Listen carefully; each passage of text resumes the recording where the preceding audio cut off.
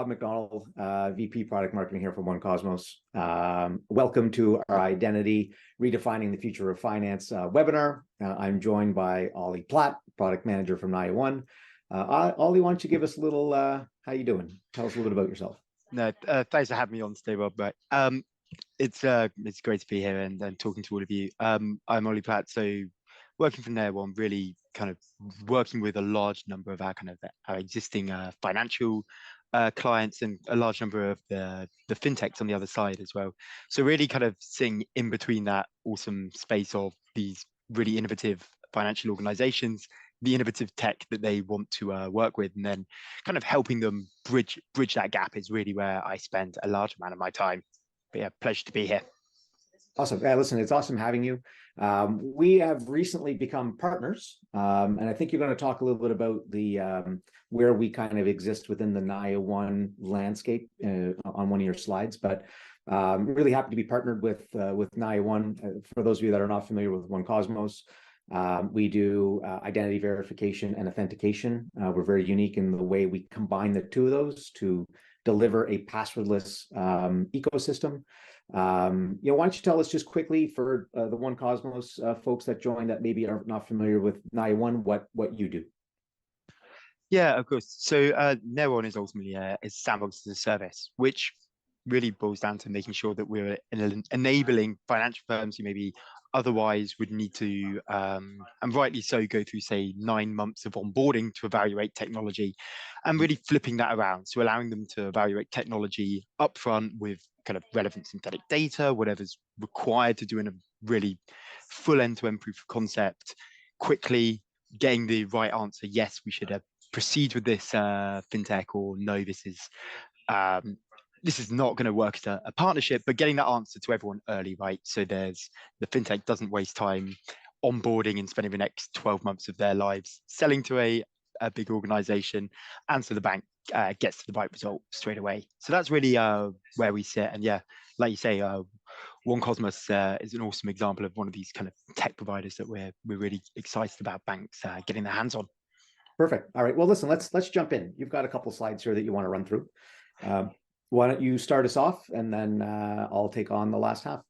Yeah, superb. So I guess really what I wanted to use this time briefly for is almost as an example of how Naya One is frequently used, right? So there are 3 big problems that we frequently see financial institutions that we work with, or before we work with them, really like having a pain with.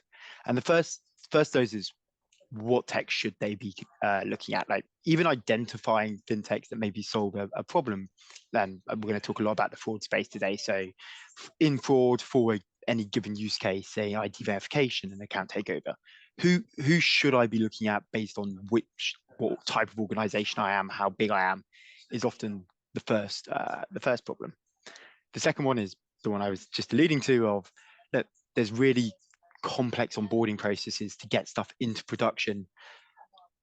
I'm not trying to onboard a Microsoft or an Oracle here. I'm trying to onboard a fintech quickly to understand how I should be running a proof of concept, and not in production. So let's make sure that is kind of right sized. And then finally, even once I've done all my onboarding and I've spent months doing it,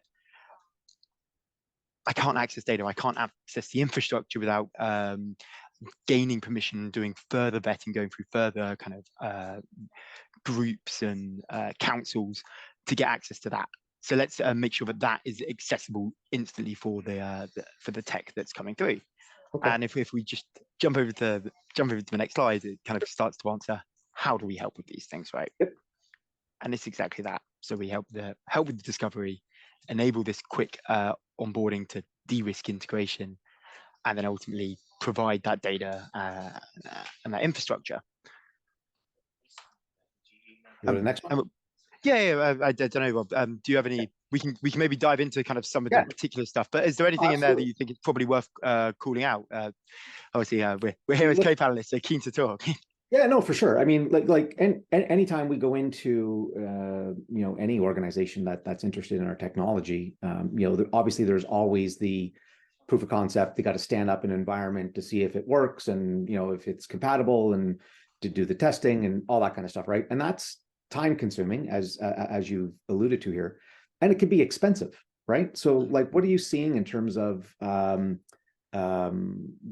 benefit of what you bring to, bringing banks and fintechs together via this kind of, sandbox as a service platform that you're delivering here? Yeah, so I guess you can kind of view there's multiple benefits, right? The first is very simple, and it's a time and a cost saving, right? So when we typically start to work with an organization and work with them slightly on their existing processes and how they can use the platform to reduce the time, we'll typically see that there's possibly they're at a 9 to 12 month esque on onboarding time at that point. So it's taking them a really long time to do this. They're engaging a whole range of teams from legal to procurement just to kind of get to this answer, and that has a cost that we like. Lots of organizations don't have a track of, but those who do, it typically ends up being kind of a decent sized six-figure number in pounds or dollars or something around that kind of ballpark. And the second is even when you're driving this and you're willing to commit that kind of money to a proof of concept or that time, you're then picking the wrong provider. So you're spending that money and then getting no actual like ROI other than maybe some knowledge in the organization. So it's really those two kind of levers that really cause these organizations to go, right, we really need to fix this broken process. We're running hundreds of these things a year or 10 of these a year, but it's still costing us like a million bucks or something ridiculous. Yeah, I mean, it's almost, people don't, organizations don't look at, the cost involved in, it's like, okay, well, let's go test it and see what it looks like. But the part that people forget to look at, or organizations forget to look at, is, well, how much is that going to cost us to go even try that, right? And yeah, I mean, you must see it all the time. It is exactly that, right? And people often go, a proof of concept that costs us 50K a time. And really what they're talking about there is frequently the amount the fintech is charging them to run the proof of concept. And the reason fintechs are often charging that is because, like, frankly, if they don't charge it, they're going to do 12 months of work and they have no idea whether this is a really good result.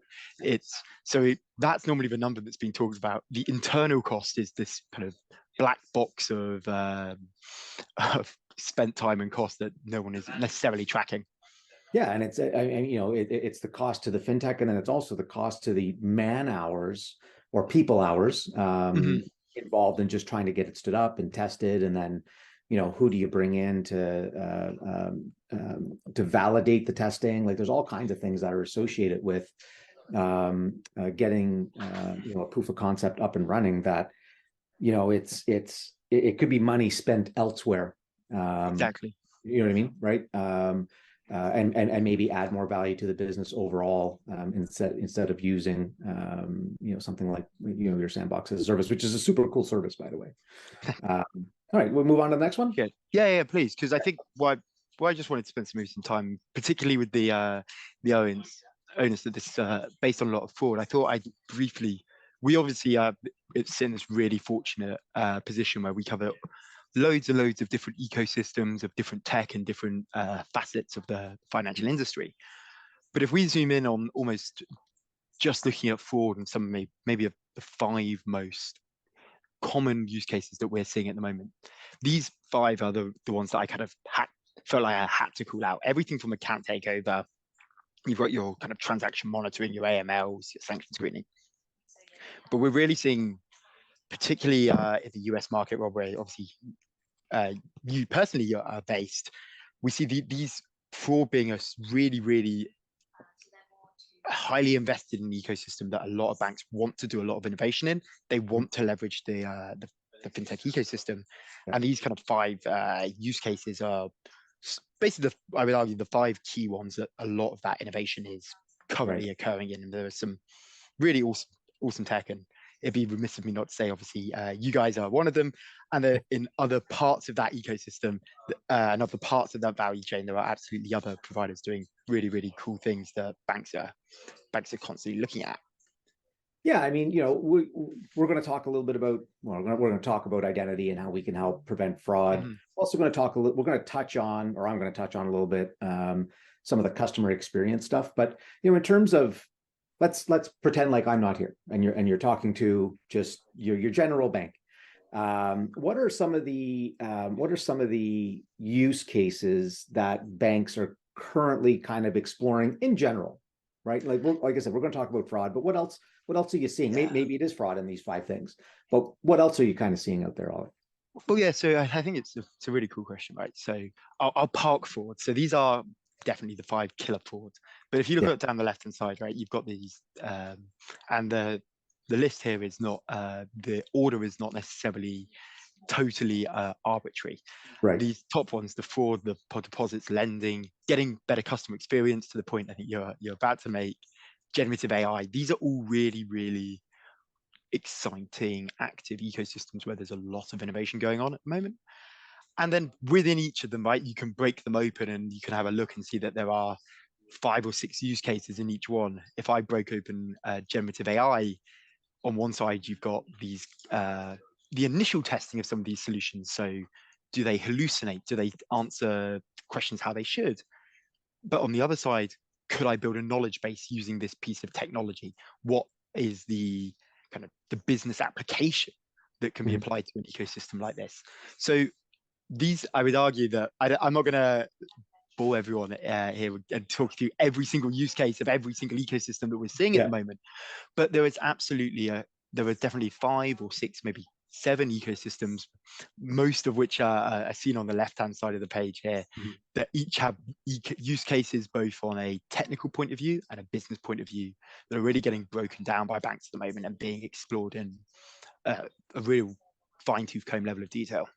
Interesting. Yeah, I mean, as we move things to an online first environment, and this is kind of what we're going to cover in a little bit here when I start talking, it's, how do you prove that user is who they claim to be so you can, eliminate some of that fraud, so you can ensure that deposits and lending are happening to real people, and that the customer experience when when we look at injecting, identity into things, first thing people think is like, oh, that's going to cause a whole lot of roadblocks and Yeah, friction and users are not going to want to do it. How do we make that experience seamless? And there's always been this balance of, well, if I'm going to improve the experience, I've got to make it easy, which means it's going to be less secure, right? mhm. Like it kind of it's that trickle down effect. Are you seeing people kind of put up resistance to improving experience just because we got to manage fraud first, and that means friction, Yeah, so I guess it's a weird one, right? And then they're not ones you can necessarily take apart.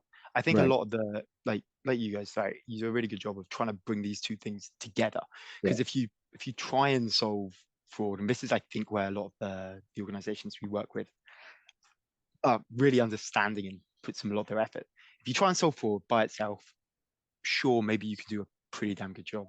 But the easiest way to stop all fraud is to stop onboarding customers. End of. That kills all. There's going to be zero fraud if you just get rid of all your customers. Yeah. Obviously, that is a totally illogical approach.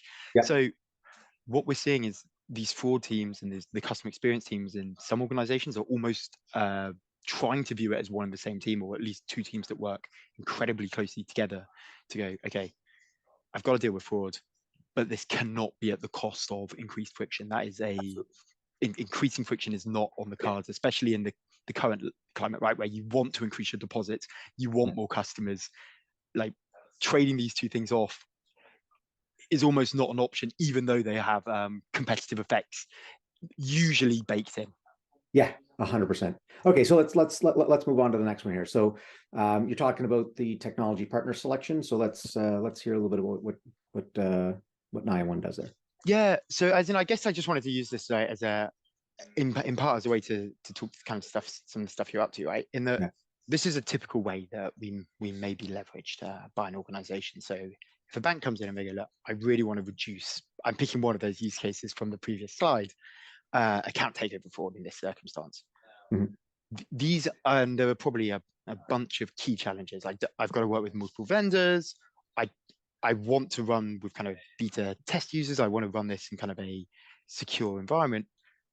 How can I do that?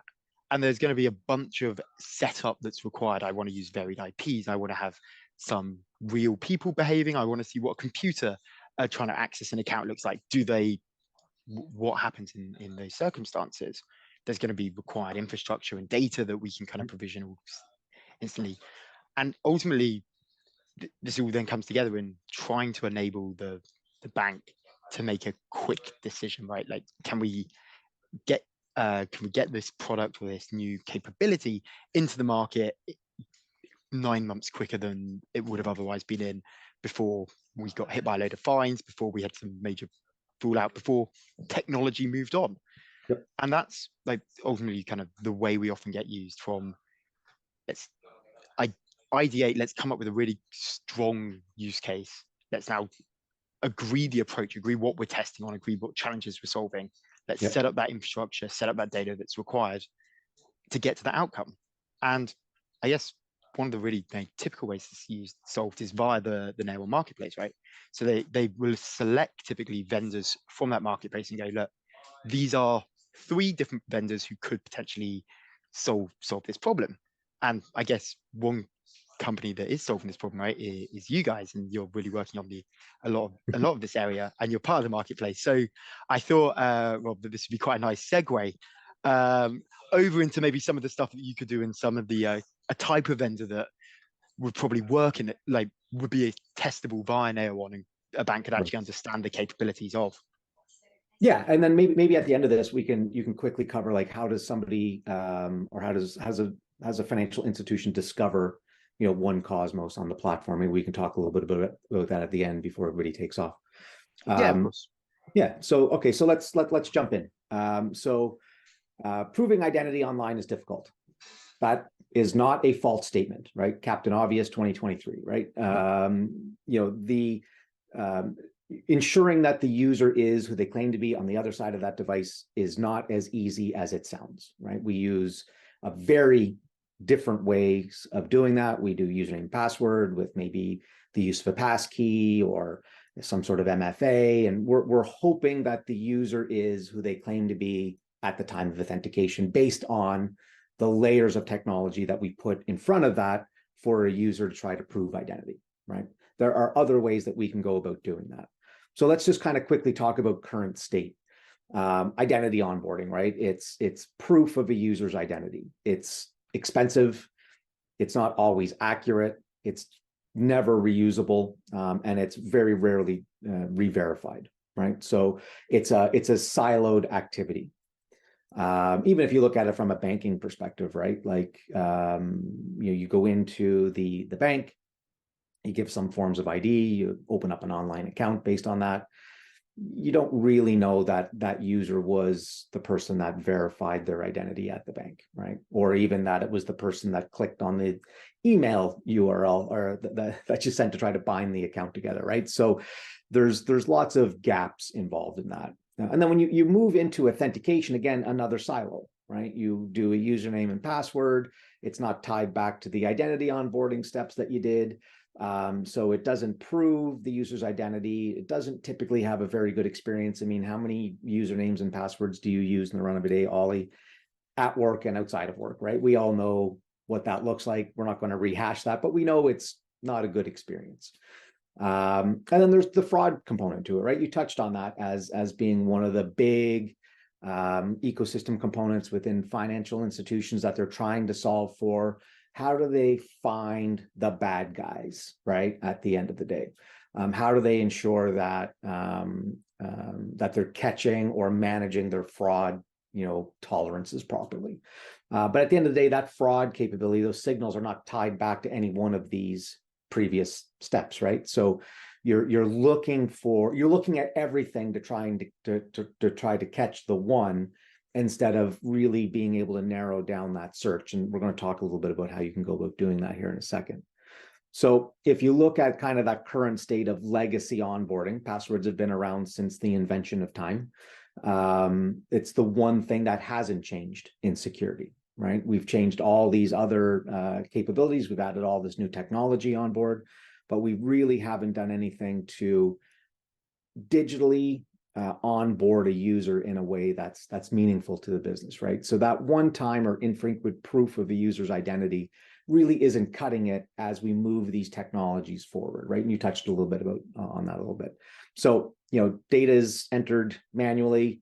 All of that data could be bought for pennies on the dark web, and it's not something that is really secure in terms of building new accounts. And then when we look at authentication, our authentication today is purely based on hope. And that hope is that the possession of whatever that authenticator is in possession of that user that we thought it was, right? So, we can't, it's not linked back to an onboarded identity. It can be intercepted, it can be coerced, it can be shared, it can be stolen, right? And the experience usually is not particularly great. I don't know about you, but my spouse, we have a shared email account, and that shared email account is typically tied to a lot of our shared accounts. So I get password resets every day from whatever she's logging into next, right? Because that experience is frustrating. She can't remember the password. She just resets it to whatever, and then goes in and does whatever she needs to do. And the next time she goes to that same account, it's the same process over and over and over again. And it's just frustrating. So when we look at the convergence of identity and what OneCosmos kind of brings to the table here is that we can do the identity onboarding and combine that with the user authentication to really, really improve fraud detection, right? So if you do the onboarding with proof of government documents, and you're matching biometrics to the IDs, and you're using verified identity attributes, right? And then you're enrolling that private biometric that's protected by public and private keys that are stored on the device, whether it be a mobile phone or a laptop or whatever. And then you're using that step to then verify the user because you've verified the enrolled biometric. Well, you've done a lot to now look for fraud signals, right? Because if the biometric at the time of authentication doesn't match the biometric at the time the user was enrolled and verified, well, there's something weird going on there, right? And that should then throw up a signal saying something's going on with this account potentially, right? Yeah. So go ahead. I was going to go just one question there, right, on the fraud piece in particular. So I was just wondering, so obviously you work with financial institutions all the time, right? Just wondering, how have you guys seen over the last maybe couple of years or recent trends that are starting to head forward? How are the financial institutions kind of responding to emerging threats? What kind of trends are you seeing in this space in particular? Yeah, well, what's funny is that the trend that we're seeing is that they're looking at moving to a digital wallet, right? So having the user's identity verified and stored on a mobile device or in a mobile or on a web-based wallet. So when a user goes to authenticate, they want to make sure that it's them, right? That it's not somebody else, and they're taking steps in terms of how they go about verifying identity online to give users a more portable, verified credential that they can use when they go to authenticate in. And that's, I don't want to say North America is lagging behind a little bit, but North America is lagging behind a little bit in terms of what other countries and regions are doing, right? Like verified credentials are something that you guys know of in EMEA, even in Asia Pacific, where it's really at its grassroots level here in North America. It's starting to spin up now and become a talking point. Where in your region, in the UK and in the rest of Europe, it's something that has been talked about and is in production in some cases in different countries. So those are the things that we're starting to see spin up, and being able to eliminate the possession element and use a biometric is where we're seeing financial institutions kind of move to here in North America. So yeah, so when we look at verifying identity, there's lots of different ways you can do it. And as you do it, you build on the capabilities that you're able to provide from a security standpoint and a user experience standpoint. So depending upon where you are in the journey with the customer, There's a pyramid of things here that you can leverage. Typically, verifying a user online usually starts with a phone number and or email, right? And then as you're building the relationship with the customer and as the risk starts to increase in terms of the activities that you're doing with them, then you can start to look at increasing the way in which you verify the identity based on the use case, right? And based on the journey with the customer themselves. So, you can do things like SIM binding and identity proofing, using document verification, and then verifying that documentation against sources like AAMVA, which is a repository of driver's licenses here in the United States, ICAO for passports, right? There's a bunch of different ways we can go about doing that to make sure that the presented document and the number that's on it is a legitimate document, right? And then triangulating all of that data. I'm going to talk about that here in a second. Leveraging biometrics, right? We have a feature here at OneCosmos called Live ID, and that biometric, we capture that at the time of registration, and then we use it to verify users at the time of authentication. And I'll talk about that here in a second. But at the end of it, as you build all of these things in, and I talked about a wallet earlier, you can store all of this data in the wallet. And then the benefit to our platform is that it's a blockchain backend. We have a distributed identity backend. We place all of that data that we capture here in control of the user. So nobody has access to it because it's stored on the blockchain. The public and private key that they have stored in the TPM of their device is what unlocks their data on the blockchain. Nobody has access to it other than them. So any customer that buys our technology, they don't have access to the data. OneCosmos doesn't have access to the data. Only the user that created the data at the time of onboarding has access to it. And then they can choose when they want to share it with other organizations or even within the bank itself. If they want to go to apply to a different service, they'll be asked, can you share your data? It'll be a yes or no answer, right? Only they have access to it. So it's another unique component to our platform. But when you look at identity assurance, it's about either affirming or proofing, right? So typically we just do a lot of affirmation. It does give low assurance that the identity claimant is present, but maybe that's the low friction way to get started and move into more of a proofing journey where you start to scan in government issued IDs, national IDs, you provide the selfie, and the combination of all of those things kind of gives you a triangulation of the data. And what we're able to do with that is then use the verification step. Remember, we talked about that step being a kind of a one and done at the very beginning. We use that step and the reference biometric to then authenticate the user. So we're then combining those two pillars or swim lanes that we talked about earlier that were independent and separate together. And then from a fraud perspective, you're now checking every time the user authenticates the live biometric to make sure they are who they claim to be. So then when you create an account, there's never a password sent, right? So what would happen is that your password is now your face, right? So there's no account takeover possible. You can't share that information, right? So we start to eliminate a lot of those fraud capabilities or those fraud, capabilities or fraud ways in which you can do fraudulent transactions, whether that be synthetic identity through documents, right? Or stealing OTP passwords or whatever. So we start to eliminate a lot of those layers, right? Because what we're doing is we're using a verified identity at the time of authentication, and we've already done that verification check at the time of onboarding. That's how we start to eliminate a lot of those fraud capabilities.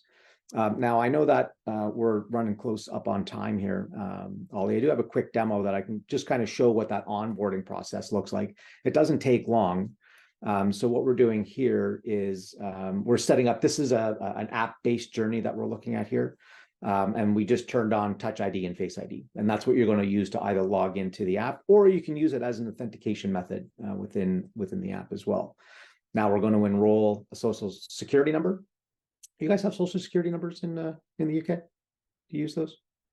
No, we don't. So we have national insurance numbers, but they're not quite the same by any stretch of the imagination. Okay, fair enough. Now we could maybe verify that number as well, right? The platform does have flexibility in terms of how we can ingest data, and it does vary by country because we have national IDs and we have driver's licenses and we have social security numbers.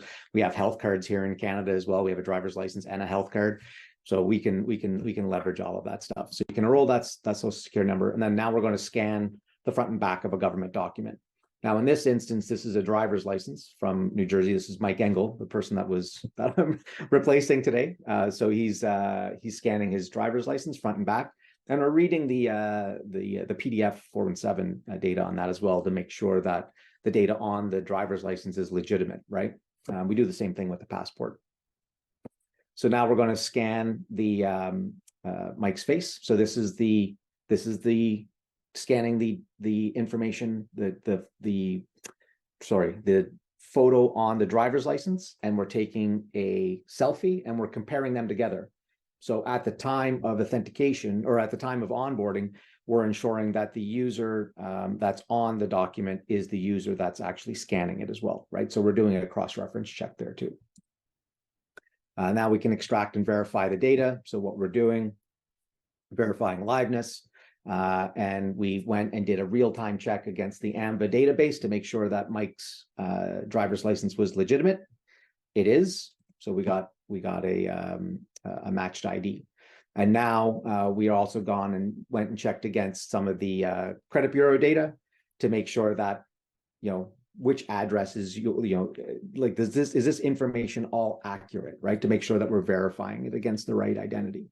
So there's all these checks and balances that we do at the time of onboarding to make sure that we're verifying the right user, right? So again, that's how we start to eliminate synthetic identities out of these workflows, right? And the good news with all of this stuff is that, let's go to the next slide here. Why is it not moving for me? There we go. Is that there are standards that guide all of the things that we're doing here, right? So there's NIST in the United States, 800-63-3. There's the UK DIATF in your region, right? They are putting together guidelines to help, determine what we should and shouldn't be doing here, right? And we are certified to both of these standards, just as an aside, and that helps establish identity, right, in a digital way. Being able to proof and verify someone without seeing them, right? You're doing this digitally. You never see this person, and being able to triangulate that data and biometrics to build that assurance that the user is who they claim to be, right?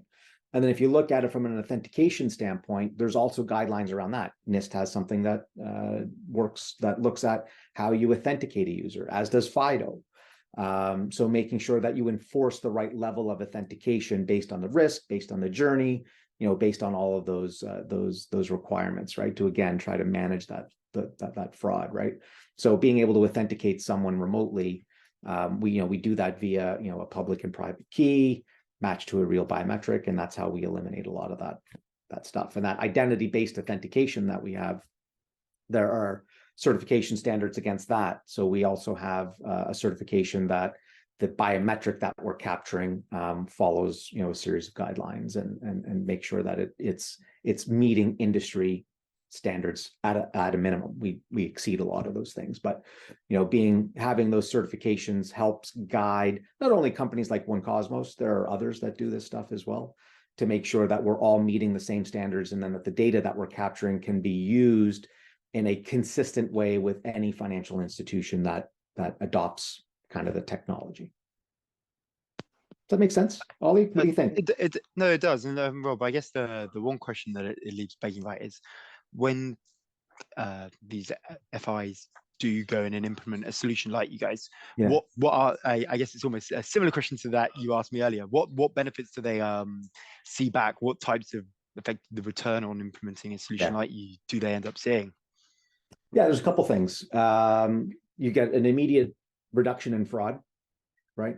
So there's a cost benefit to that right off the bat, right? Not a bad one to start with. Yeah, exactly, right. So if I can go in and say, hey, listen, I can reduce your fraud by 40%.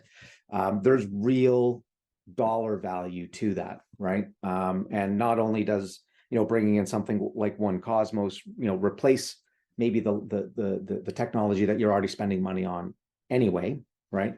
And likely at a, at least at cost neutral, then you're still reducing fraud, right? So right off the bat, you're in a positive ROI situation with a technology like this, because you're able to do such an immediate impact on your fraud reduction just based on some of the technology that we have here. Then, there's the user experience that goes along with that, and the assurance that you have as an organization that users are who they claim to be. You can start to get deeper share of wallet because you're able to expand the capabilities of the organization. And then, partnering with others as well, because we do have that verified credential. You could say, okay, as a financial institution, you're a high valued member, and if you go rent a car with this organization, we can give you a 20% discount if you shared the verified credential, right? So there's some business sharing opportunities and partnerships that are available as well that you could probably profit from too. Those are always good, right? Yeah, not bad. And I think I saw balloons traversing your screen there as well. I'm not sure where they came from, but a fantastic celebration almost. Yeah. No, that's. I think that's a new Zoom feature. Anytime I do the thumbs up, balloons. Oh, is that right? Yeah. I haven't figured out how to turn that off yet. I'm always so excited. Anyway, yeah, it's all good. I know that's fantastic. And I guess finally, just on the work you guys are up to, if you were speaking to a bank, an FI, what advice would you be kind of suggesting they look at to stay ahead in the world of identity, to stay ahead in this world of fraud that you guys operate in? What would you suggest that they would, or maybe beyond just implement OneCosmos as the obvious cheat answer for yourself? Yeah. But what would you be suggesting they're up to? Yeah, I mean, so as you're looking at, and this is for anything, right? As you're looking at implementing technologies, in a lot of cases, organizations get into trouble by looking at, okay, I have an immediate problem today. Can I solve that problem today with that technology? And the answer is yes. But that problem is going to change tomorrow, right? And is that technology flexible enough to meet where you need to go, either to meet that next problem or even strategically to the business? Can that technology be flexible enough to get you to where you need to go in your, 2 to 3 to 5 year roadmap, right? We get into problems by solving, those immediate problems, and now you've got to try to duct tape and make it do things that maybe it was never meant or built to do, right? So when you look at something like, a OneCosmos or technologies like OneCosmos, we're delivering a framework that, from a strategy standpoint to the business, you're able to go ahead and forward with. One of the cool things with our technology is that we offer this kind of coexistence deployment where you can keep what you have running up and running and then put us right alongside of it. So when somebody goes to log into a screen, you've got the cool OneCosmos way and the old gross way you used to do it. And what that does is it eases the onboarding and the journey for customers. They can do it at their leisure, right? As you move to this kind of new way of doing things. And if you can offer a solution where you're able to ease your customers into it, they're not going to, this is one thing people hate more than passwords. I say all the time, it's change, right? Nobody likes change. So allowing people to change at their when they're ready for it will go a long way from a user experience and building the brand.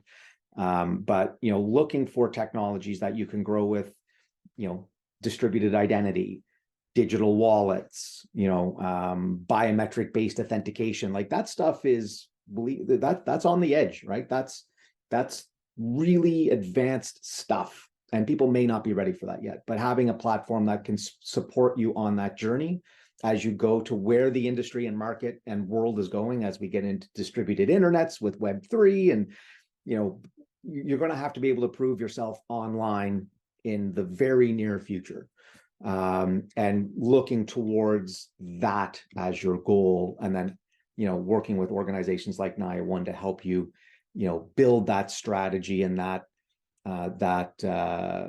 path forward, right, is really what organizations should be looking to do. Fantastic. Yeah. So listen, before we go, we are at a time. Tell us a little bit about how people can go on kind of the NAIA One marketplace and explore and find out how they can test One Cosmos or other technologies, for example.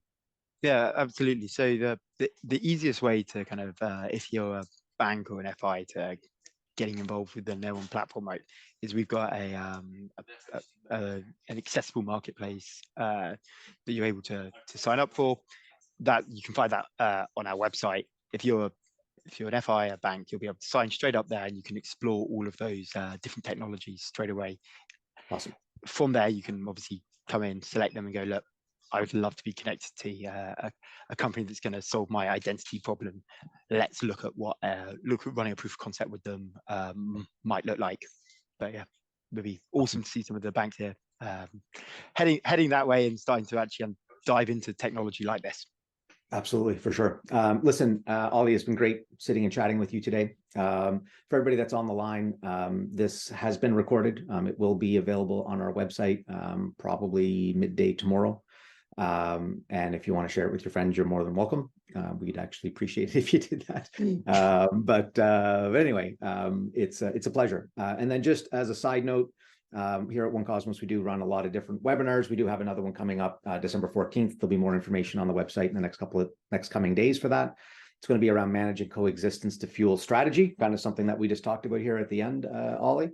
And we look forward to seeing everybody there at that webinar. So thanks again. And we appreciate everybody stopping by and hanging out with myself and Ollie today. We look forward to talking to you again soon. Ollie, it was a pleasure. Looking forward to doing it again. Thanks for having me on, Bob. Yep.